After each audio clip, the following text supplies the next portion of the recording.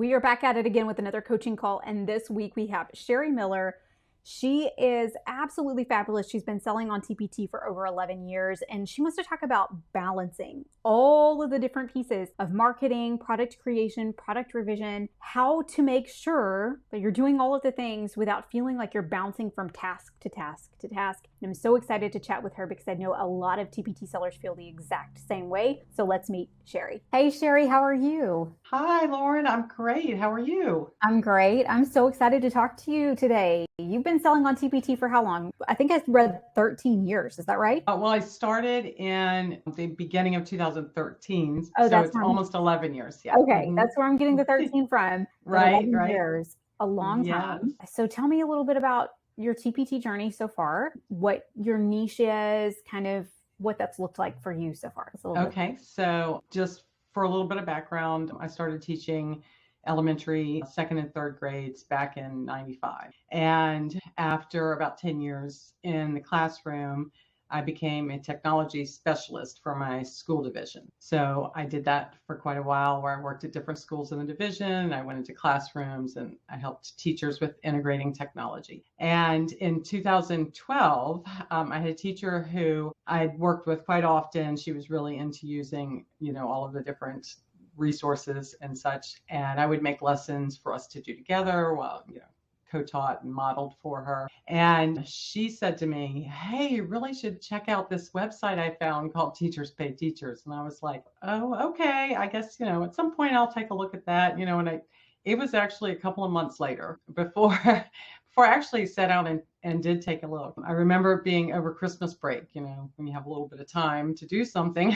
And I thought, well, this is kind of neat. Maybe I'll give it a try. And so in January of 2013 is when I opened my store and posted my first couple of resources. And from there, I did start making a little bit of money, and I, just posted kind of here and there and just slowly grew my store. And then probably about 2018 is when I thought, okay, there's really a lot of potential here, and I'm going to really try to dig in. So I started taking it more seriously, thinking of it more of as a business than just a little bit of a side hustle. So that's where it started to grow more. And I do have, because I was a technology specialist, I do have a lot of technology and digital resources. That's the majority of my store. I've started adding in some more print with it as well. So most of my resources for K through 5, but the majority of them are based like second, third, fourth grade, because those are the grades that I taught previously.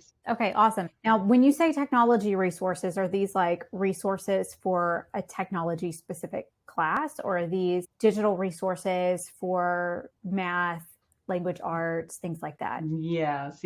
So my position as a specialist was to help the teacher integrate it into their content areas. Gotcha. So I would create math, grammar, science resources that used or utilized technology. So they are digital resources, but they're based on core content. I'm going to ask a couple of questions about the digital content and the printable resources, because you said you're adding more printable resources now. I'm assuming when COVID hit, 2020 came along, you were living large, right? Like your store was doing quite well, right? It was. And I'm assuming now too, it's probably doing a lot better than it was prior to COVID. But are the print resources, how are they doing for you in comparison to the digital resources right now? Well, what I've started to try and do is take what I have in digital and create print versions of those, and I include them in the one resource together. Okay. So as I'm, making sales on those, I'm not sure if they're buying them because they're digital or buying them because they're print, because they're together. So, the digital definitely exploded when COVID hit, and it was really kind of neat to see that.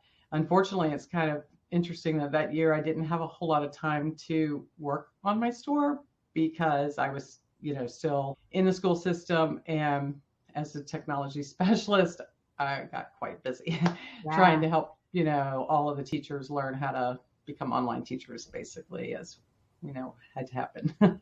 Absolutely. Yeah, that makes a lot. So talk to me about 2024, as you're looking ahead into the next year, what are some of your big goals for 2024? Things that you, maybe shifts that you'd like to see happen in your business, things that you would like to accomplish? Well, I definitely, want to keep growing my store, keep adding new products and updating some of the older resources that are in there. And I did just recently start a blog. I actually had a blog many years ago and didn't really do a whole lot with it. And that kind of went by the wayside. But I decided to dive back into blogging. I got a VA who was wonderful and helped me build a new site. It is now out there. So I want to build that and keep going with that. And I want to, do some video and maybe some YouTube and integrate it with my blog on technology tips and continue to teach teachers how to use the technology for integration. So those are some of the things that I have as goals for next year. I want to continue to do things like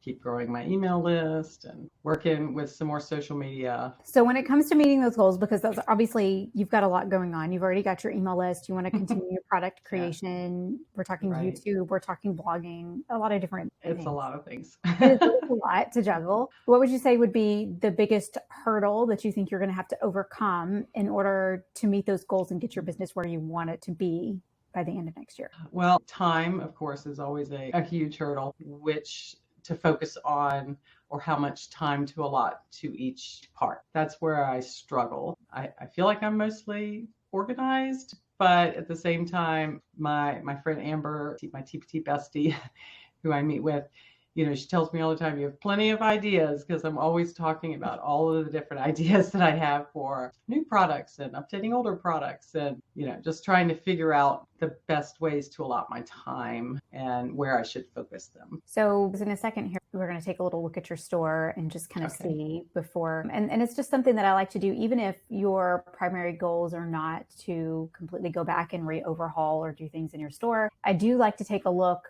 because if we're going to spend a lot of time on the marketing end, which sounds like a big goal for 2024 with creating YouTube videos, having the blog post, growing your email list and all of that, we obviously want to make sure that those resources are optimized so that when we're driving traffic there, we're not just wasting our time. Yes. So before we do that, when we're talking about time, how much time are we talking about? Are you still in the classroom? Are you full-time TPT? Are you working 5 hours a week on your store, 40 hours a week on your store? What are we working with here? I'm full-time TPT now. Okay. So we've got plenty of time to play with when we're talking about juggling all the things. So we'll get to how to juggle and how to prioritize after we take a look at your store. I know you mentioned you want to do some more product creation and continue in that vein. So we're just going to have a little look at your store. Obviously, for those who are listening on podcast, what we're going to do is we're going to go do that quick look at her store. We're going to come back and I'll do a little recap for you, but you can watch the full audit if you want to take a look at that. So we'll come right back. So we're here with Sherri Miller.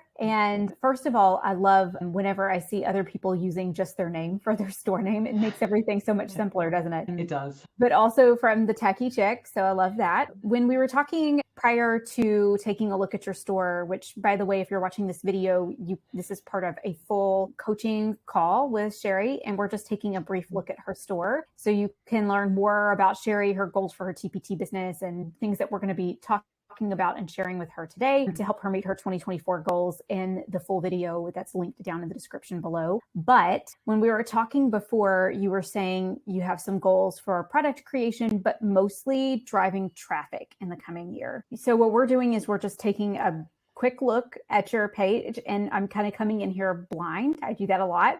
Just looking for red flags. So I'm not doing a deep dive. I'm not taking a look at every single listing. I'm not looking at all of your keywords or anything like that. Just looking for anything that stands out to me where I might say, I might fix this first, right? Okay. So first things first, I'm seeing some things that I like. I love the fact that you've got your rotating banner that gives them clear direction on something that you would like for them to do, on an action that you would like for them to take. Tells them a little bit about who you are and what you create. And then also I love that you're using this as a place to advertise a specific product line. I think that's a really smart use of that banner. And then when we're taking a look at things like this. This is also good, but I think what I would do for your featured items, I can tell you've got some resources here, like you've got a bundle that's probably pretty popular, and then this one looks like it's a seasonal resource. Yes. One thing that I would consider doing is I would consider putting a resource up here,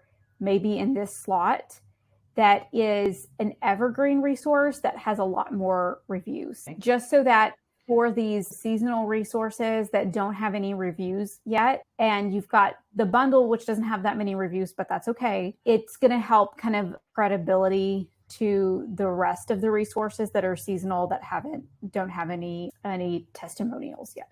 So okay, great. That's one thing I would think about doing. But I'm going to go to, I also noticed you have a lot of categories. I do. I don't necessarily think that that's a bad thing, Okay. but I would go in and see, is there a way to maybe consolidate at least a little bit? Okay. Because it's a lot to try to figure out. If I'm coming in here and I'm looking for something specific, it's a lot to sift through. That doesn't mean that you have to get away with it, but I would maybe even think about, why not take out third grade activities, second grade activities, because I can click a button here and I've already got every single different type of activity here. So anywhere you go in, you think, okay, I could maybe pare that down just a little bit. That's going to allow your custom categories to be a little bit more useful. I mean, they're useful as is. Don't get me wrong. I'm not saying that they're not useful, but in terms of, I'm a teacher and I'm trying to find something fast, it's going to help me, get to that faster. But I do love that even within this, you've got, okay, everything here is clearly a digital resource. Everything here is, a seasonal or a theme. And then we've got seasons, and then we've got all escape rooms. I think for the most part, you're fine, but I would go in and see if you could cull at least just a little bit. Same for free. I know a lot of times we really want to put that there, but if they want free, they can come right here under prices and they can click free. So just little. Yes. And then one of the things that I like to do is I like to go to most recent, and I like to see what your work pattern looks like. When we were talking before, you were talking about sometimes I feel like I'm bouncing around from thing to thing, and so sometimes we see that whenever I look at your store. So I've got a puzzle, pixel art. I've got this puzzle pack that looks like it's all of them mixed together, a scavenger hunt, crack the code, escape room. Talk to me a little bit about what your pattern is. Is there a rhyme or reason, a methodology behind why you're creating each resource when you're creating it? Okay, so the last few items, the ones that you were looking at that are part of that puzzle pack bundle, which is part of a growing bundle that I started this year, and I'm doing a monthly pack for those different types of puzzles. So the pixel arts, the scavenger hunts, the crack the codes and so forth. So there's 5 different kinds of puzzles. And then I think later on, I will probably bundle the different types of puzzles, like all of the scavenger hunts together and all the crack the codes together and so forth. That's kind of been my focus a little bit the last couple of months because I started this growing bundle for that. Okay, so that makes a lot of sense to me. That makes a lot of sense. One thing you could consider, and it just depends on how you work. This isn't going to work the same for everybody, but one thing you might think about doing would be to create all of your pixel arts, say do 5 or 6 pixel arts for the next 5 months, then do all of the next ones for the next 5 months, so that you only have to work batch them, so you only have to work on one at a time. But if this method works best for you, where you're able to focus on 1 month at a time, then that's fine too. I can see where you did a lot of different scavenger hunts under the same theme all at once, but then I can also see this pattern that you're working on. I would say just as long as there's a system behind what you're doing, then that's going to be best. And I like the fact that you're working towards putting that bundle together quickly. So as long as you're working towards it, I think it's fine. Yeah, the scavenger hunts that you saw, the puzzle pack is just for basically 3rd grade at the moment, because I only wanted to take on 1 grade level for that growing bundle. But the word problems scavenger hunts I'm doing for grades 2 through 5. So the 3rd grade one goes into the puzzle pack, but then the others are basically standalone Okay. and they're Yeah. sort of seasonal themed. Love it. So on the seasonal theme, here's a couple of suggestions for you in your titles. I talked to somebody on another coaching call who's in a very similar niche to you and gave her the same advice. And she sent me an email and said she's already selling more from doing this next thing that I'm going to tell you. So is when we're using things like Thanksgiving, Halloween, or something that's really season specific, the same is not necessarily true for evergreen resources. I'm going to be really clear on that. But for specific seasonal items, I found that it works really, really well to do a couple of things. Okay. First, to do what you've done with putting what the specific topic is. That helps. Okay. But the second thing is to pair a really broad, find the largest keyword term. In this case, I think it would be Thanksgiving math activity, and then pair that with the grade level. This is specifically for third grade. And I'm going to show you what happens when we do this, because a lot of people will search like this. So they'll do Thanksgiving math activity because they just want something for Thanksgiving, right? Or you can see math Thanksgiving activity is something. So Thanksgiving math activities. So whether you want to do math Thanksgiving activity or Thanksgiving math activities, it doesn't really matter. But, if I type this in, obviously I'm not going to rank for it, right? Which you already know. Like if I have a brand new product, there's no way I'm going to rank for that. Most of the time, and I'm going to say most of the time, I don't know this for a fact, but I know as a searcher, as a buyer, what I'm doing is rather than going down here and finding the grade level and clicking on it, I just go and currently, this TPT search engine algorithm, and this could change later on, does not associate this keyword with the tag. So it is specifically looking for something that says third grade inside of the title. I've immediately gone from something with well over 1,000 reviews to now 475 at the top. And I've got much less down here. Oh, there's one with 6. And you can see this one doesn't even have it doesn't even have the word activity in it. It's missing a word. So I think for sure you could rank for that. I really think you could, because it's picking Thanksgiving math activities. There's third grade. There's Thanksgiving, but math and activity are way down here. Mm-hmm. And they're showing a free one on the first page. So I think there's a pretty good shot that you could get some of them at least to rank if you're putting third grade in the description right here, or putting third grade and putting third grade here pretty close to the beginning. So I was going to ask you, do you think word order makes a difference in your title? So how? Yes. So third grade after the big in this case topic. In this case, I would, if you think you can rank for it. So here's the caveat here. If I come here and I've got Thanksgiving multiplication, first I would put an activity in there.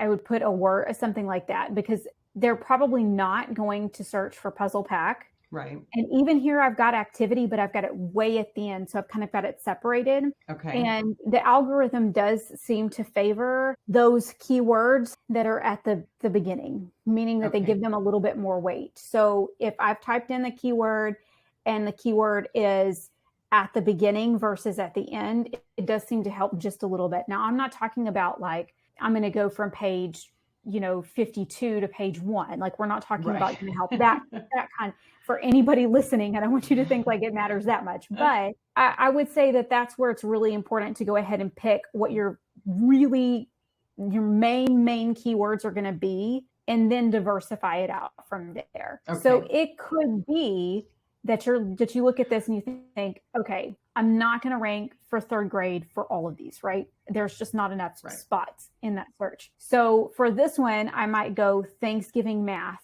digital activity and just try that. Or maybe I do Thanksgiving math multiplication activity or multiplication facts activity.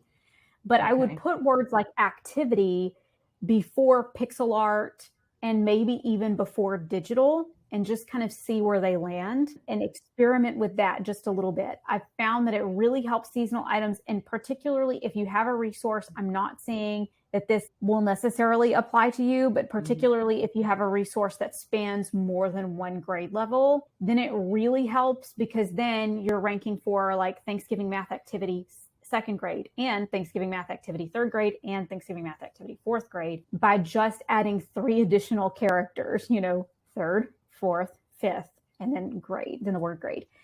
So it really helps with those types of resources. And that's also something to keep in mind as a strategy. I'm not saying that this is a good long-term strategy and something that you should do, that everyone should do, or anything like that. But if you're creating a resource that's a seasonal item and you only have time to create one, it might be a really good idea to create a resource that could work for more than one grade level, because then you could rank for more than one grade level, both with those keywords, but also with the tagging. So just something to think about. But yes, great advice. Thank you. Absolutely. So then just coming in and really making sure that once you've chosen those keywords and you've kind of experimented with them, you've played around in search a little bit, making sure that every single keyword that you put in your title, because you've chosen it so carefully, is put back inside of this snippet. And this is something that even I do a lot of times. And I think it helps too, because they're highlighting words now. If I see Thanksgiving math activity here, that helps me a whole lot more than seeing, sometimes you'll go through and you'll see like Thanksgiving math grade. If I'm just skimming with my eye, it doesn't lend as much weight as seeing like Thanksgiving math activity for third grade, right? Seeing that in the snippet all together.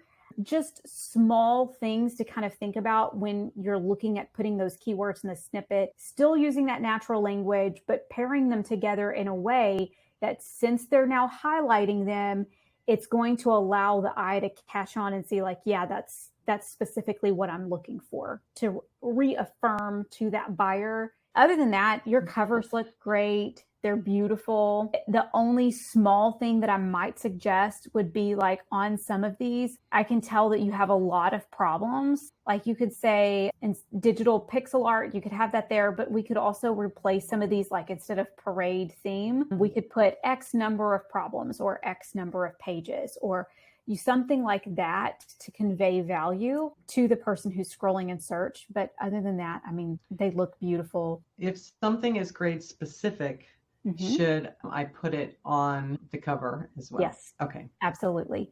That's another thing that helps reaffirm, especially if we're using the keyword. And I do sometimes use those keywords like third grade, fourth, well, not third and fourth, because that's not my niche. I'm upper, upper secondary. So like 8th grade, algebra 1, geometry, algebra 2, things like that. Right. Because sometimes, as you know, in math, there are skills that are taught over and over again, and you go to search and you just kind of like, oh, that's not what I want. Like, and so you'll type in that specific grade. And so if it is really grade specific, putting that on your cover can be a really great way to help you stand out in search to that weary teacher who's tired of trying to find a third grade specific resource and keeps getting second grade and fourth grade items that's popping up, right? Yeah. So just kind of reaffirming that to them on the cover, I think, is a really great thing. So yeah, absolutely. Okay, good. Those are the only notes that I would have for you. And other than that, like, your store is looking really good. So we're going to go back and we're going to finish talking about some of your goals for 2024. If you are watching this and you've just watched the audit, then I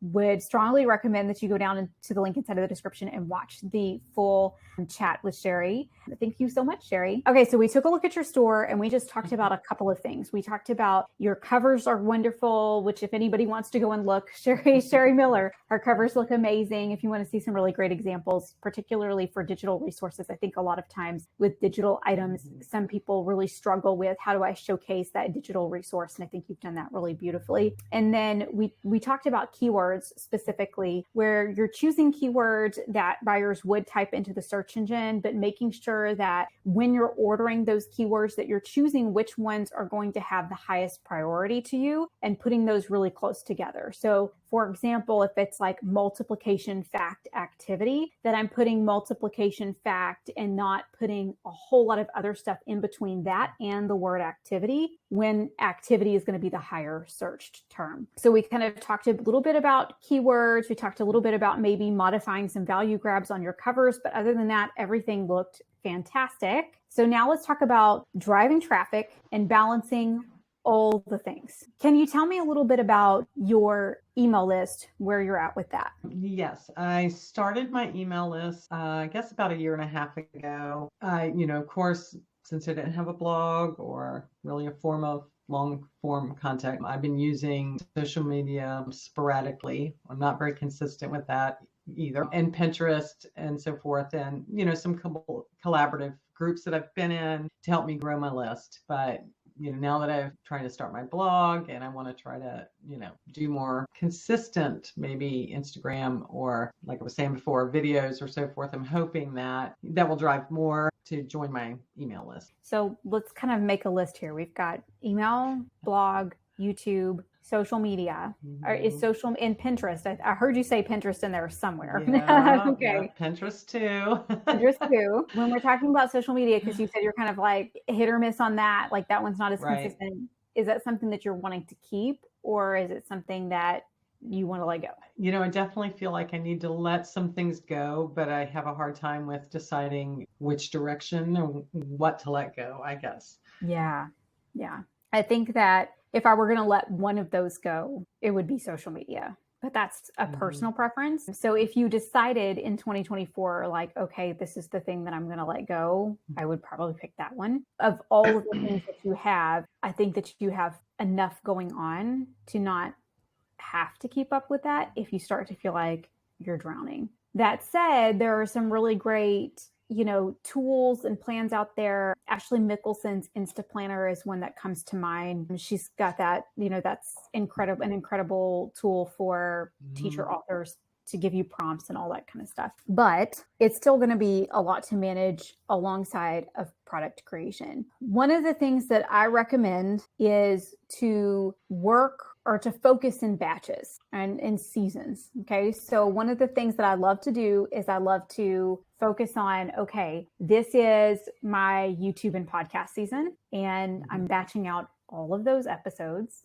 doing all of that. And then I'm stopping that. Not necessarily that it stops. I mean, I do have a break during the year, but like I'll go from November 15th to probably March 15th without doing any recording. And because the episodes are already created. So just kind of working in seasons and working in stages. And one of the things that's really great for that is product creation. So product creation is one of those things that if you're not doing this already, I would strongly recommend taking breaks from it. And I'm not talking about like product creation one week, no product creation the next week. I'm talking about really hitting the product creation hard for a month or two, and then taking a couple of months off and not doing any product creation while you focus on something else. And I've found that for me personally, with a lot of irons in the fire, that has been something that has really helped me, because then I can say, okay, we're not doing product creation right now. We're not focusing on that. And so in this interim where I don't feel pressure to create anything because I'm not even allowing myself to do it,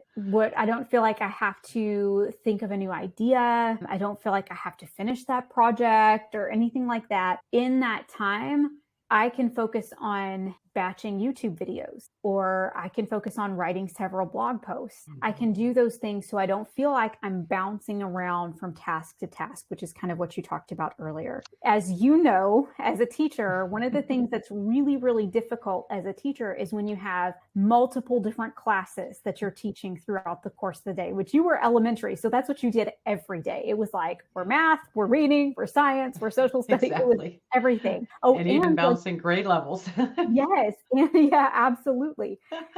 And it's one of the most mentally exhausting things that you can put yourself through. But as business owners, we do that to ourselves all the time because we feel like we need to consistently be upkeeping everything. And that's really not the case with all the forms of content that you've mentioned, with the exception of social media. Every single one of those can be batched and scheduled out. Product creation, your emails, your events, your big email events. I like to do those big email events when I'm not doing product creation too. And same for your YouTube and your blog, pins on Pinterest, all of that can be done in one section and then move on to the next thing. If it were me, and I were going to juggle all of those things. I say that like I don't, but I do have a lot of help. So I don't want to pretend like it's just me doing it, like it's not. Yeah. So if it were me and I were going to juggle all of those things, that's exactly how I would do it. I'd be like, January, I'm writing emails for 4 months. So for 4 months, I don't have to think about doing anything else. Or maybe I start with a blog post since it's a longer form of content. And then the next month when I move into emails, I'm just chopping those blogs up into different emails. And then I'm focusing on that. So I'm taking like 2-3 months off of product creation, and I'm breaking that 2 or 3 months up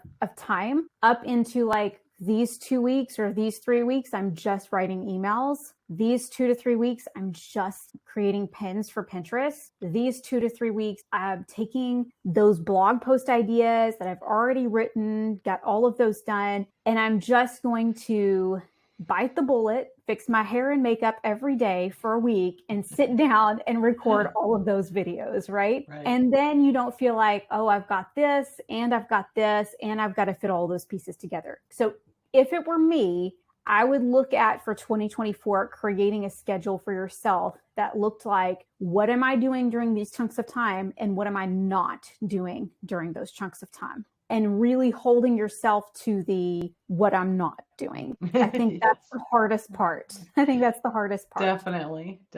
Yeah. And kind of batching that out. But for sure, continue to participate in those collaborative events to grow your email list. Keep doing little things that are going to really help you. I mean, the email has probably been the most powerful traffic driver for you. I mean, anybody who's doing email pretty much knows that. Yeah. And focus on making sure that your blog posts that you're writing are going to support your email. Not all of them, obviously, but make sure you're supporting your email with those blog posts, and pins for the blogs and pins for the landing page, for the free, all of that stuff that you already know how to do and that you already know to do. And I think for you, it's probably just going to be a matter of sitting down and figuring out those long-term schedules where you're not trying to do all of the same things at the same time. I definitely think you're right about that, because I've known for a while I need to batch those out, and then you just get that whole overwhelm, like I need to get this going, oh I need to get that going, oh wait, I need to stop now, and I got to write that email, and and then I feel like, oh my goodness, I can't get focused because I'm everywhere.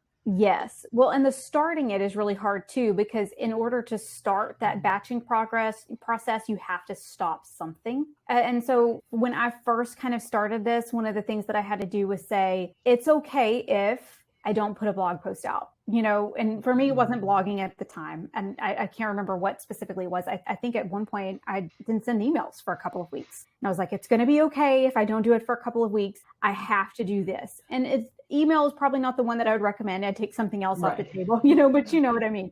Product creation, social media, just tell yourself, you know what? I'm just going to bite the bullet, and I'm just going to start with one task, like the emails or like the blog, something like that. And then just start with 1 week, maybe just 1 week to get ahead on something. So then you have 2 weeks to focus on something else. And then you have 3 weeks to focus on the next thing, if that makes sense. Yes, it does. Definitely.